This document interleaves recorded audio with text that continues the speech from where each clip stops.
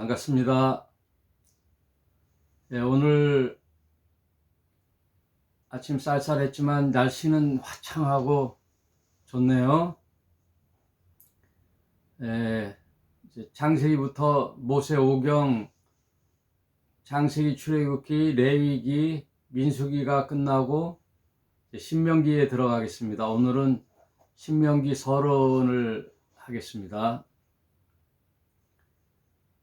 신명기는 모세의 이제 마지막 오경 중에 마지막 책이죠. 그래서 어떻게 보면은 모세의 마지막 그 당부, 이게 세 편의 설교 형식으로 말씀을 하는 것으로 이제 돼 있는데, 그리고 마지막에 모세가 이제 죽는, 가나안의 목전을 두고 모세가 이제 죽죠. 그래서 이제 신명기라는 것은 그 되풀이할 신이거든요. 되풀이하다, 반복하다, 말씀 이제 명령할 때 기록할 기. 신명기라는 말은 명령을 되풀이하다라는 뜻이죠. 우리 한글 성경은 명령을 되풀이하다. 히브리 제목으로는 두테로노미노 해서 말씀하시다, 말씀하시기를, 이런 뜻이에요. 그 히브리의 그 제목은 뭐 책 내용보다도 맨 그 책 서두에 나오는 글씨의 첫 글자, 그거를 따서 이제 제목을 져요.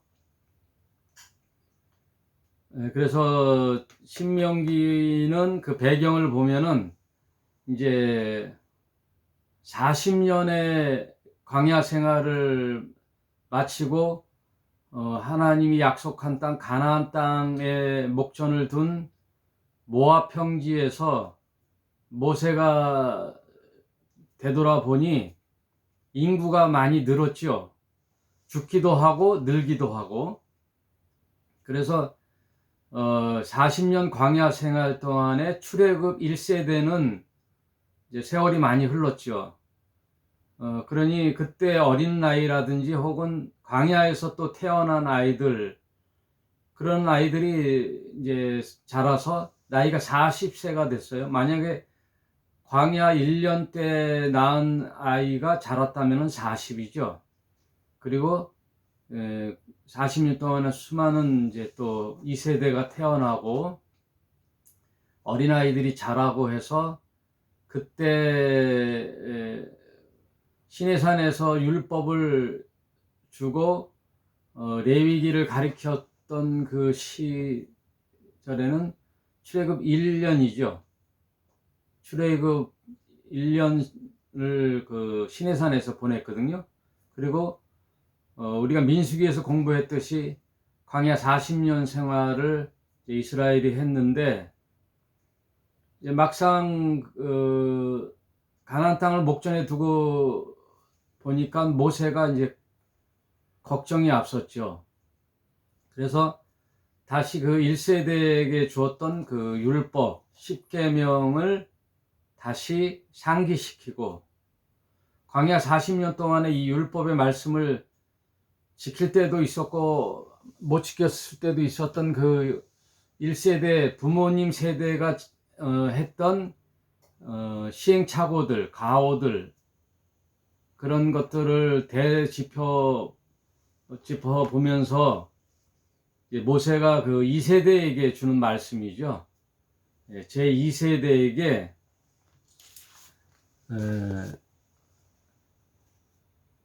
그 율법을 다시 준다 해가지고 이 신명기라는 말씀이 명령을 되풀이하다, 이런 뜻이에요. 그래서 가장 이제 중요한 그 정황은 알아봤고 중요한 주제는 쉐마, 이스라엘의 역사 속에 가장 중요하다고 하는 말씀. 그래서 쉐마 이스라엘이라고 하잖아요. 이스라엘아 들으라. 이게 쉐마라는 말이 여러분도 이제 많이 들어봤죠. 네. 탈무드 이런 말은 들어보셨고, 쉐마 이런 말 많이 들어봤잖아요. 그래서 우리나라에도 무슨 아이들 교육 기관 교육 프로그램 할 때 보면 쉐마라는 말을 많이 써요. 그리고 전 세계에 또 주목이 되는 교육 방법이 유대인의 교육 방법에 대해서 많이 연구들을 하잖아요. 유대인들은 어린 시절에 성인이 되기까지 반복적으로 이 토라, 모세 오경을 거의 외우다시피 해서 이제 교육을 하지요. 그리고 그 학교에 가서 그 율법을 배울 때 서로 토론을 하죠. 그래서 다큐멘터리, 그 유대인에 대한 다큐멘터리를 보니까 어느 광장에 모여서 조를 짜가지고 2인 1조가 돼가지고 이 토라에 대한 얘기를 막 해요. 그러면 상대방이 듣고 또 막 토론하고 얘기하고 듣고 얘기하고 막 그거를 어린 시절에 하죠. 우리나라도 유교 시대 때 보면은 사서삼경을 가르쳤죠. 어린 시절부터 서당에 가가지고 천자문을 떼고 또 계속 되풀이해서 그 논어 맹자 이런 것들을 외운 그런 시대가 있었잖아요. 그러니까 교육은 이제 반복 교육, 계속 말씀을 상기시키는. 그래서 신명기의 주제도 보면은 신명기가 이제 주제가 쉐마 이스라엘, 이스라엘아 들으라 할 때 쉐마라는 말은 단순히 들으라라는 말도 있지만 그 안에는 이제 순종을 의미해요. 듣고 순종하라 이런 거죠. 들으라, 순종하라. 또 쉐마라는 말 속에는 헌신하라 이런 말도 있어요. 헌신하라, 사랑하라. 가장 큰 의미는 들으라 이거죠. 쉐마, 들으라. 일단 듣고 그리고 그 말씀을 마음에 두고 삶에서 실천하고 헌신하고 사랑하는, 그게 이제 뒤따르게 되는데 1차적으로 들어야 알잖아요. 그래서 요한계시록에서도 보면 1장 3절에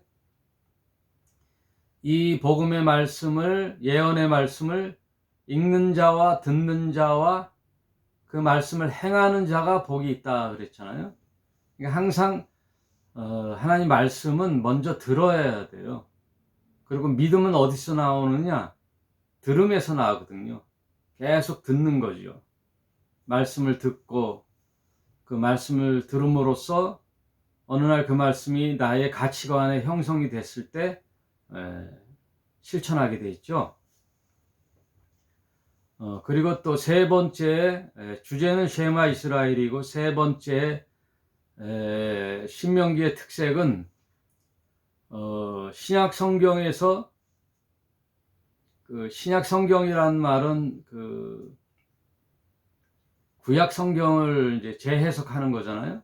신약 성경을 보면 구약을 많이 인용하는데 시편을 많이 인용하기도 하고 잠언을 인용하기도 하고 민수기, 창세기 이렇게 인용을 하는데, 대체로 신약 성경에서 퀴즈를 내면 어느 구약 성경을 가장 많이 인용했을까라고 퀴즈를 내면 대체로 창세기를 많이 얘기해요. 창세기 혹은 시편 이렇게 얘기하는데, 신약 성경에서 제일 많이 인용한 성경의 책은 신명기예요. 신명기 약 80번 인용했다고 기록이 되어 있어요. 80번 구약 성경 중에 신명기를 신약 성경에 80번을 인용했대요. 특별히 우리가 기억하는 인용이 마태복음 4장이죠. 마태복음 4장에 예수님께서 이제 광야에서 시험을 당할 때 한번 찾아볼까요? 마태복음 4장 1절에 그때 예수께서 성령에게 이끌려 마귀에게 시험을 받으러 광야로 가사 40일을 밤낮으로 금식하신 후에 줄이신지라 시험하는 자가 예수께 나와 가로되 네가 만일 하나님의 아들이여든 명하여 이 돌들이 떡덩이가 되게 하라. 그러니까 예수님이 공생애를 시작하기 전에 이제 30살까지 그 나사렛에서 보통 이제 범부로 살았잖아요. 일반 나사렛 총각으로 이제 평범한 사람으로 살다가 하나님의 이제 공생의 시기가 됐으므로 그런 계기가 됐죠. 광야에서 이제 준비를 하고 하나님과 교류를 하고 기도하면서 광야에서 이제 마지막 공생애를 앞두고 이제 마음을 잡으시는 거죠. 그때 이제 사탄이 와서 시험을 하는 거죠. 이 영적 세계에서는 이제 서로 아는 거죠. 그런데 이제 사탄이 시험을 하는 거예요. 내가 만일 하나님의 아들이거든 하고 제일 먼저 시험하는 게 음식의 문제이죠. 배고픔. 광야에서 40일을 금식했다고 하니까 얼마나 줄이겠어요. 그 연약한 부분을 시험하는 거죠.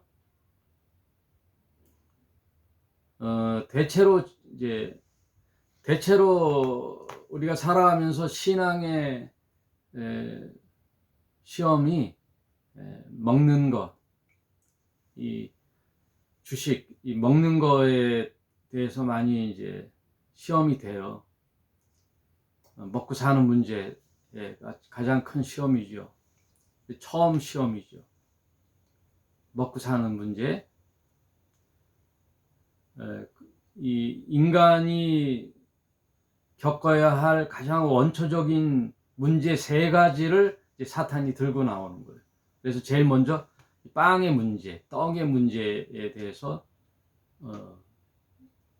타치를 하는 거죠. 마귀는 이제 인간의 본성을 아는 거죠.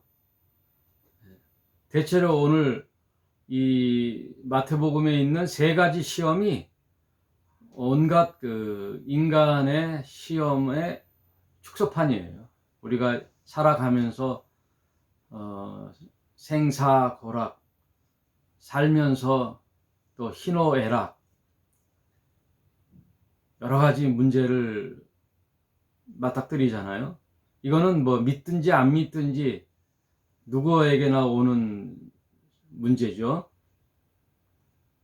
그럴 때 이제 예수님이 하신 대처 방법, 그러니까 오늘은 이 인간의 3가지 시험을 말씀드리려고 하는 게 아니라 예수의 대처 방법에서 말씀으로 대처를 했는데 그 말씀의 인용이 다 어디 있느냐? 신명기라는 거죠. 신명기. 다른 구약 성경의 책에서 이렇게 인용해도 되는데 그 예수님 당시에 성경은 없었어요. 신약 성경은. 우리가 착각하기 쉽죠. 예. 예수님 때 보면 성경이 있었을 것이다라는 착각을 순간 하게 되는데 그렇지가 않아요. 예수님 당시에는 성경이라 할 때는 구약 성경이죠. 그것을 이제 70인역이라 그래서 셉투아진트, 구약 히브리어 성경을 헬라어로, 그 당시는 헬라 시대잖아요. 헬라어로 번역한 성경이 있었어요. 구약 성경. 그리고 두루마기로 돼 있어서 이제 어디 회당 같은 데에서도 이렇게 이사야서를 펼쳐 보이는 모습들이 있었잖아요. 아무튼 예수님 시대에는 구약 성경만 있었다, 그 얘기예요. 그때 인용한 말씀이 예수님도 어떤 자기의 말로 대변하는 것이 아니라 성경을 인용할 때 첫째로 4절에 예수께서 대답하여 가라사대 기록되었을 때, 기록되었을 때는 이제 구약을 의미하는 거죠. 신명기를 말하는 거예요. 사람이 떡으로만 살 것이 아니요 하나님의 입으로 나오는 모든 말씀으로 살 것이라 하였느니라.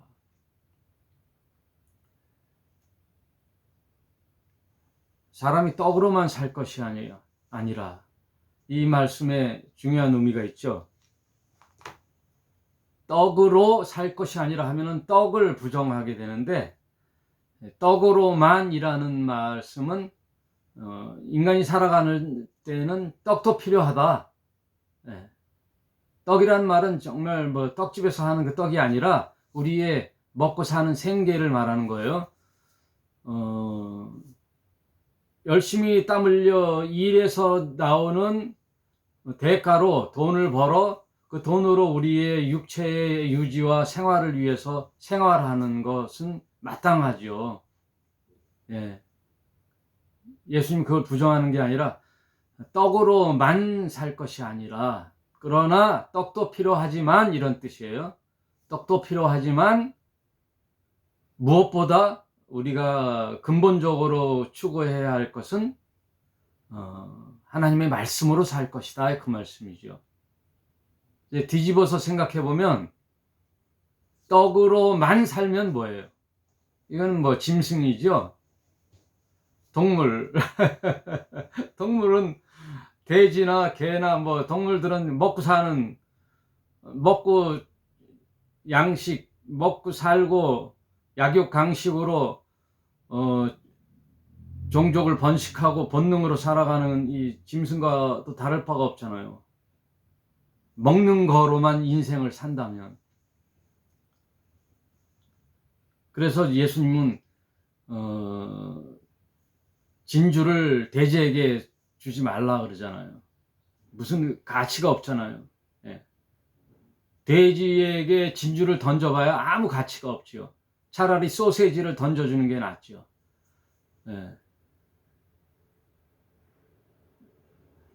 그 삶의 의미를 얘기하는 거예요. 그러나 떡으로 사는 것을 배제하는 게 아니에요. 그 말씀을 잘 이해하시길 바라요. 떡으로 사는 거 중요하지만 그보다 우선 더 중요한 건 하나님의 말씀으로 사는 것이라. 그래서 우리가 조심해야 할 일이 돈 말하자면은 돈이 안 중요하다는 뜻이 아니에요. 돈 버는 게 참 소중하죠. 우리가 어디 가서 생활하고 또 여행도 가고 아이들 교육시키고 하려면 돈이 꼭 필요하지만, 그것만으로 살다 보면 인생이 너무 허무하다는 거죠. 결국은 먹고 자고 싸우고 맨 돈 하다 보면 중요한 거지만 결국 허무하다는 거죠, 인생이. 뭐 짐승과 다를 바 없다라는 뜻이죠. 짐승이 매일 먹고 자고 싸워 그러잖아요. 먹는 거. 우리가 짐승 중에 가장 가까이 지내는 애완 동물이 개, 고양이잖아요. 개, 고양이. 여기에 대해서는 뭐 여러 가지 말들이 많지만 개들 보면은 막 주인을 좋아하잖아요. 주인을 이렇게 막 꼬리를 흔들고 주인이 왜 좋아하겠어요? 주인이 왜 좋겠어요? 아, 저 주인 참 좋다 해서 좋아하나요? 자기를 이뻐하지만 사료를 주잖아요. 개 사료를. 그래서 훈련시킬 때 보면은 항상 간식을 가지고 앉아. 엎드려. 그만 거기 서. 막 이럴 때 잘하면 뭘 줘요? 간식을 주잖아요. 먹는 거거든요. 먹는 거. 이제 딴 데로 흐르지 않게 다시 원점으로 들어와서 먹고 사는 거 참 이것 때문에 이제 많은 문제들이 생기죠. 먹는 거가 참 중요해요. 그래서 사탄이 가장 먼저 들고 나온 게 그 먹는 문제예요. 그랬을 때 예수님께서 뭐라 그래요? 하나님의 말씀으로 살아라. 하나님 말씀으로. 그러니까 균형, 조화를 뜻하는 거죠. 네. 내가 육체의 안녕을 위하고 우리 가정을 위해서 돈 버는 거 소중하지만 너무 거기에 빠지다 보면 우리의 삶의 목적, 하나님이 이 땅에 나를 살게 하신 이유, 그리고 우리의 영적인 영의 문제, 생명의 문제, 그런 것들이 이제 비교해서 소홀히 하게 된다는 거죠. 소홀하게 돼요. 그래서 예수님이 마태복음 이제 5장, 6장에 나오지만 돈과 재물과 하나님을 동등하게 놓거든요. 두 주인을 섬기게 된다. 두 주인을 섬기지 마라. 하나를 귀히 여기면 하나는 당연히 소홀하게 여기게 된다. 이제 이 문제에 대해서 너무 깊게 하면 신명기를 못 나가니까 이 정도로 하고, 두 번째 시험이, 그래서 이제 마귀가 일패를 하고 5절에 이에 마귀가 예수를 거룩한 성으로 데려가 성전 꼭대기에 세우고 가로되 네가 만일 하나님의 아들이어든 뛰어내리라. 기록되었으되 저가 너를 위하여 그 사자들을 명하시리니 저희가 손으로 너를 받들어 발이 돌에 부딪히지 않게 하리로다 하였느니라. 성전에서 뛰어내리면 천사들을 보내어 하나님의 아들을 바쳐준다는 거죠. 돌에 부딪히지 않게. 그랬을 때 예수께서 이르시되, 또 기록되었을 때가 또 신명기예요. 그게 신명기 6장 16절에 있어요. 관주에 보니까 신명기 6장 16절에 기록되었을 때 주 너희 하나님을 시험치 말라 하였느니라. 주 너희 하나님을 시험하지 말라. 우리 살면서 이런 경우들을 당하죠. 하나님, 만약에 당신이 있다면 내가 이번에 뭐 어디에 통과하게 해주세요. 뭐 시험에 합격하게 해주세요. 내게 중요한 일이 있는데 이거를 내 뜻대로만 하면 하나님께 기도하는데 관철되면 내가 하나님이 계신 걸로 알게요. 이런 거. 내가 술을 도저히 못 끊겠는데 술을 끊게 해주면 하나님이 계신 걸로 인정할게요 하고 무슨 이제 시험을 많이 하죠. 그랬을 때 예수께서는 어떻게 해요? 주 너희 하나님을 시험하지 말라 하였느니라. 마귀가 또 그를 데리고 지극히 높은 산으로 가서 천하 만국과 그의 영광을 보여 가로되 만일 내게 엎드려 경배하면 이 모든 것을 내게 주리라. 이에 예수께서 말씀하시되 사단아 물러가라. 기록되었으되 주 너희 하나님께 경배하고 다만 그를 섬기라 하였느니라. 이에 마귀는 예수를 떠나고 천사들이 나와서 수종하더라. 이 얘기가 모두 신명기에 있는 새 말씀을 가지고 마귀를 물리치는 사건이 마태복음 4장에 있었죠. 지금 마태복음 공부하는 게 아니라 신명기를 보고 있어요. 신명기.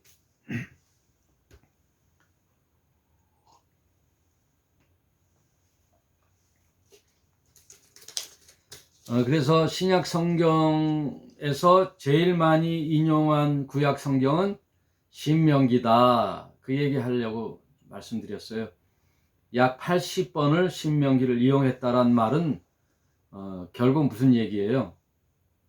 신명기가 참 중요한 책이구나. 중요한 책이구나. 그리고 이제 네 번째로 신명기를 살펴볼 때, 첫째는 신명기란 책의 이름은 두테루노미노, 말씀을 반복하다라는 의미고, 또 주제는 쉐마 이스라엘, 이스라엘아 들으라.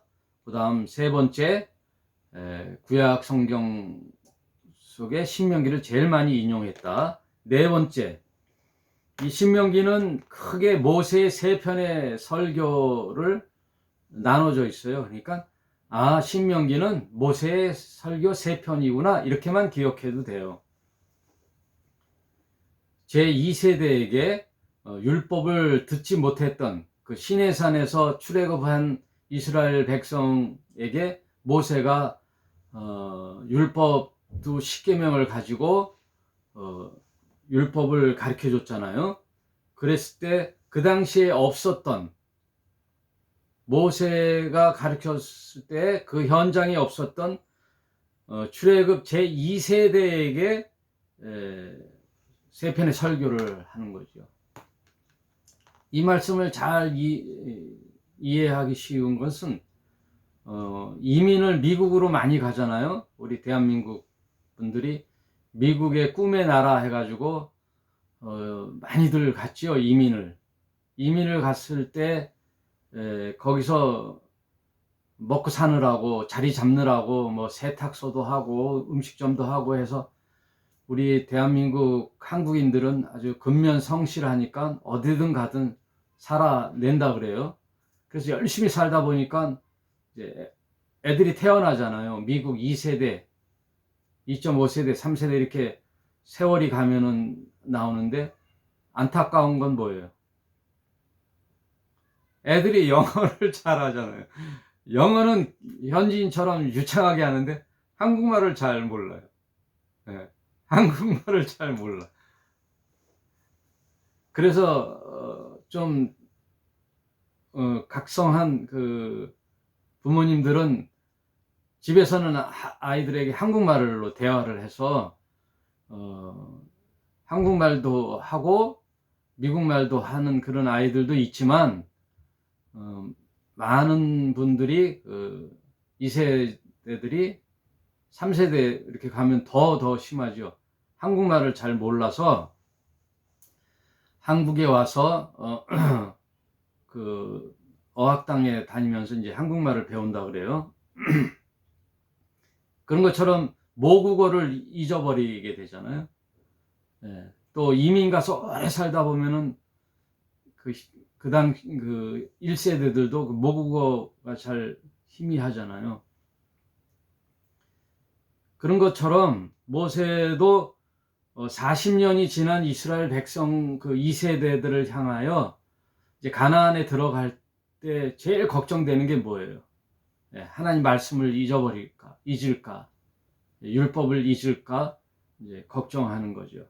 그래서 모세가 세 편의 율법을 재해석하는 거예요. 어떻게 보면 신명기는 율법의 재해석이죠. 율법을 다시 설명해 주는 거죠. 주석이라고도 할 수 있어요. 모세의 율법 주석. 그것을 이제 2세대에게 반복해서 가르쳐 주는 거예요. 그래서 큰 그림으로서 쉐마 이스라엘, 이제 6장에 나오거든요. 이스라엘아 들으라 하는 쉐마 이스라엘. 그 다음 큰 주제가 두 번째, 복과 저주가 나와요. 신명기 28장에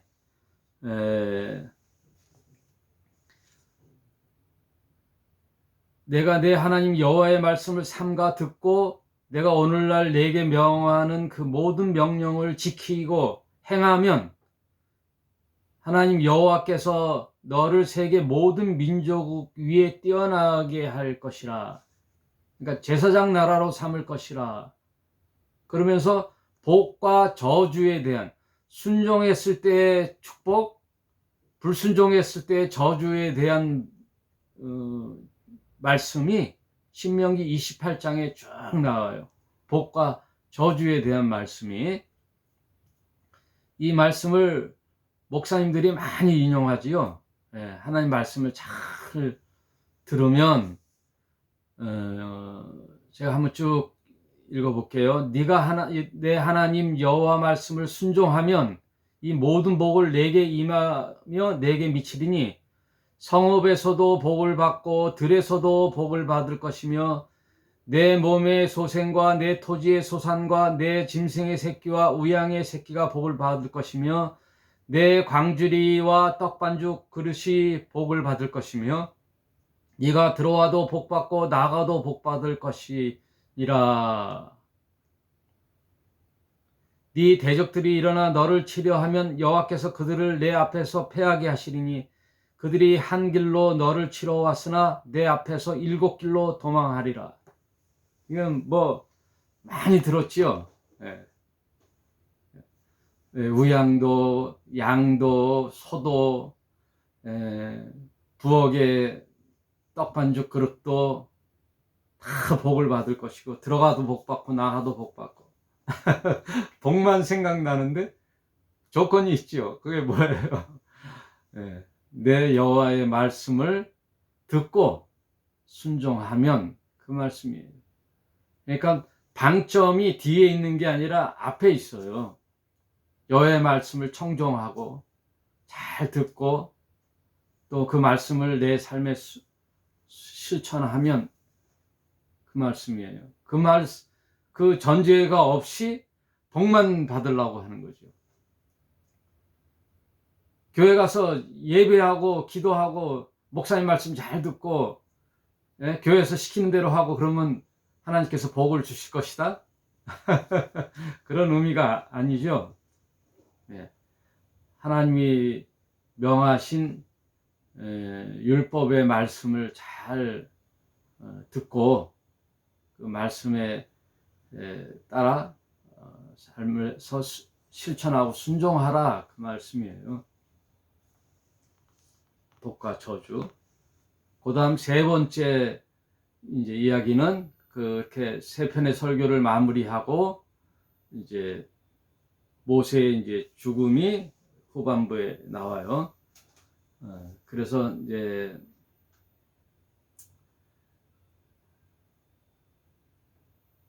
그 세 장면으로 신명기를 이해하면 되고요. 여러분 이제 통독을 하고 계신데